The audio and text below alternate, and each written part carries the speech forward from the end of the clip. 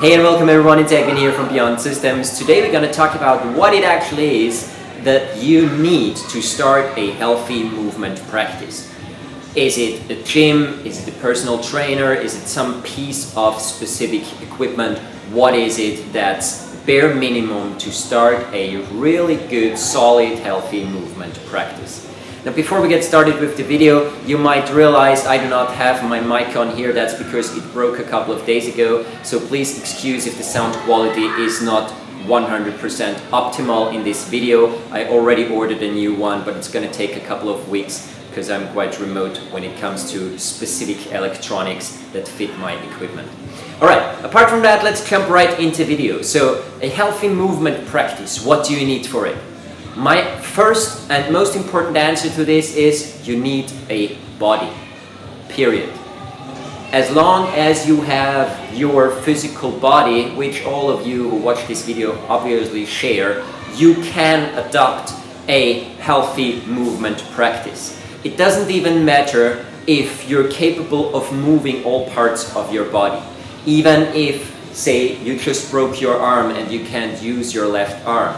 Even if you are, I hope not, but if you are paralyzed, you're sitting in a wheelchair or anything like that, it is still possible to adopt a healthy movement practice. See, a healthy movement practice isn't necessarily this Instagram ideal model type person who walks around, who works out in a gym, who does yoga every day and stuff like that.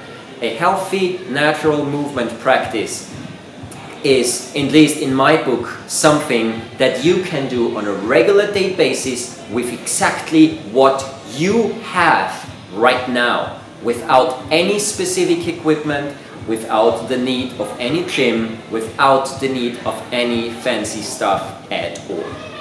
This all builds on the notion that a healthy movement practice means that every single movement that you do can be optimized.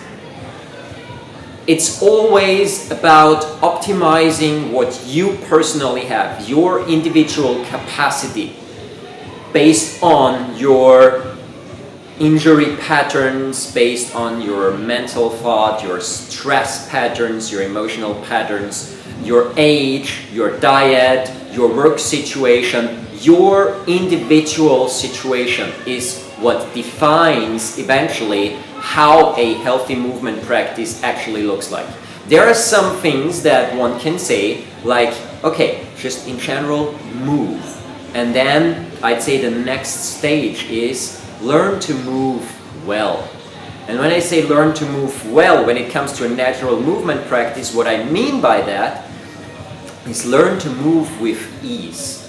How to reduce pressure in the joints. How to almost give yourself a self-massage, not by rubbing your body and your muscles, but literally through the movements that you make consciously throughout the day. So this would be number 2 that you need. Number 1 would be your body.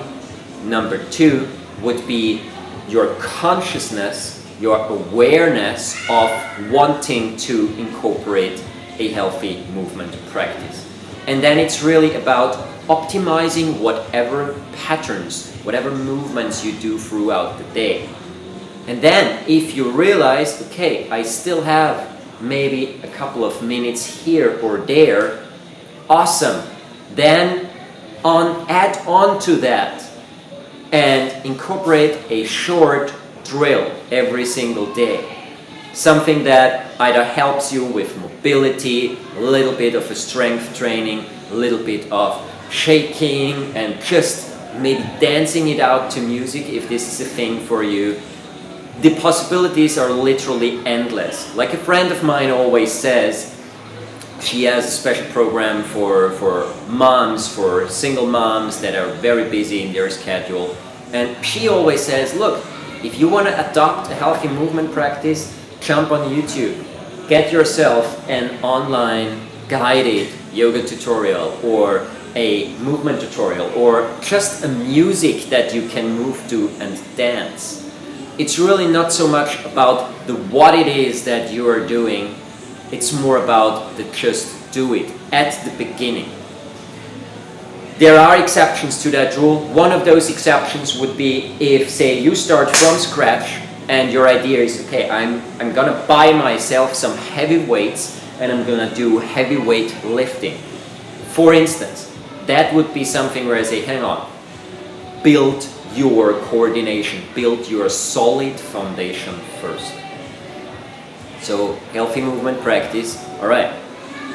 Look at the movements that you do every single day. That's the easiest way to start.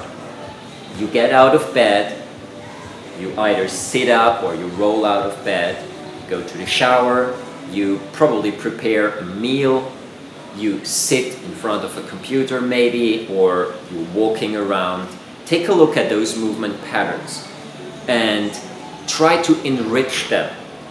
As simple as that. So maybe instead of just waking up in the morning, rolling out of bed completely unconscious, wake up in the morning. Consciously go into a stretch for the body into different directions. I'm gonna do an optional morning routine video so that some of you guys can actually tune into that and get an idea of, oh, okay, that would be some ideas of what I could do in the morning. Then actively roll out of bed. Lie back down into bed, maybe with the head turned to the other side. Roll back up, roll back in, roll back up, roll back in. Do this a couple of times just to get the blood pumping, to work with the rotational axis of your spine. Something that does not cost an hour of extra time, that doesn't cost an extra commute to a fitness studio or something like that. Start with the simple things and see how you can enrich the movements that you're already doing throughout your regular day life. And I'm gonna share some of the possibilities with you in the next upcoming videos of how you can actually do that, giving you some ideas. Once you incorporated that, then it might be a good idea to figure out, okay, how can I optimize this? How can I reduce pressure in the joints? Again, you can find a ton of tutorials for that on YouTube. Or if you have the time and dedication, get yourself a movement professional.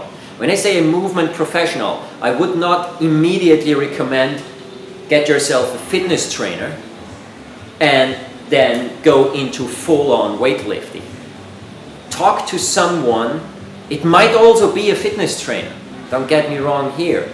Just find one who is specialized in optimizing movement, not just in building muscle. And there are many fitness trainers out there who go more and more into this optimizing direction, which is absolutely fantastic. Optimizing the body means how can I be biomechanically more efficient? How can I pay attention to my body and figure out what it actually needs? Maybe if my structure is contracted on one side of the body because of sitting or working with a mouse, with a laptop, whatever, when that's the case and certain muscle groups in the body might be lower developed than others, then before you go into full-on weight training, it's a good idea to do specialized training to work on those portions in the body. And then you can take it from there. So, coming back to the beginning, like I said, even if you are sick at the moment, simple things like maybe sitting up in bed or on a chair and just doing spiral movements with your arms, being conscious about it, being conscious about what you do here, pointing the fingers out to the front and back, maybe starting to twist the body a little bit when you do this. Everything that you do on a conscious basis with your body, even for a short period of time, but with this idea in mind to do something healthy and good for you in a very conscious way. This is how you start a healthy movement practice. And if you want to shoot out to the stars and do a little bit more in that direction, then search professionals like me, or like people from MoveNut, or people who are really into natural movement approach, or developmental movement approach, somatic education, things like that. If you have the time, the money, and the dedication to do so, then this would be the next stage that you can do.